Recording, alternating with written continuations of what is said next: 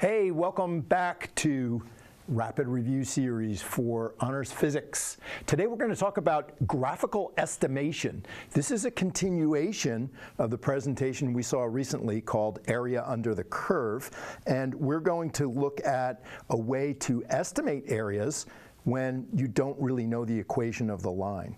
I will remind you that what we learned last time is you can take area under the curve, and that represents displacement. We made the point that displacement and distance are looked at differently. If you have a velocity time graph, you can get displacement, and then from that you can take the magnitude of displacement and get distance. So here in this graph, we know that the area of a triangle, like under A, is the displacement. It's positive, it's above the line; negative, it's below the line. And if you want the distance, you just take the magnitude of those areas. Now, if you ever get something that looks like this, like a speed time graph,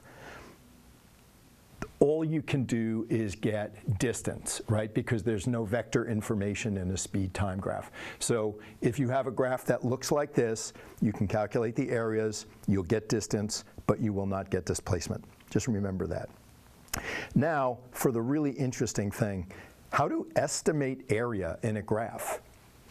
If you look at this graph that's provided, it's some arbitrary velocity versus time graph. And the question is, what was the displacement during this trip? Let's focus on just the time between 0 and 2. We're going to focus on that time duration, and we're going to try to estimate the area under this curve. Now, it's a weird shape. We're not even given the equation of it, but you can do it by understanding that each square in the graph has a meaning, right? Each square has a vertical size of 1 unit. I'm going to zoom in again. This is velocity in meters per second. Remember that. So this is 1 meter per second up and 0.5 seconds over. So 1 times 0.5. 1 square in this graph represents 0.5 meters. Remember that. So this is, I'm just going to do that, 0.5 meters. I'm going to just remember that because it's going to be useful later. Let's get rid of this and let's get to work. So if I wanted to estimate this area, I know how to do triangles and squares and rectangles. Here I'm going to approximate this as, let's say, I'll do a rectangle and a triangle. And you can see that the rectangle is a pretty good representation of the area under the curve, but I'm probably clearly overcounting the area under in the triangle, because you can see that that's not very accurate. So we can improve that if we imagine this area as something else. So you can visualize this any way you like.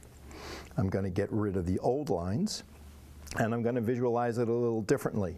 Maybe I could think of this trapezoid here from 0 to 1. That looks pretty close.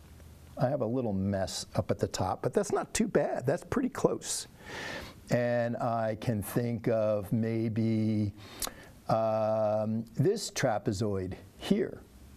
And I say trapezoid, you can think of a trapezoid as a trapezoid geometrically, or you can think about it as a square plus a triangle. But you can see already I've greatly improved my estimate.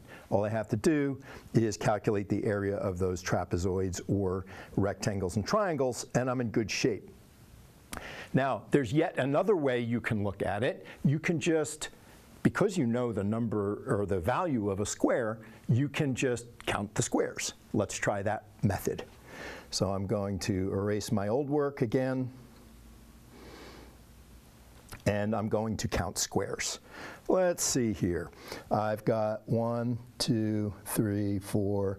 I'm noticing where the clear squares are, and then I got some weird fractions.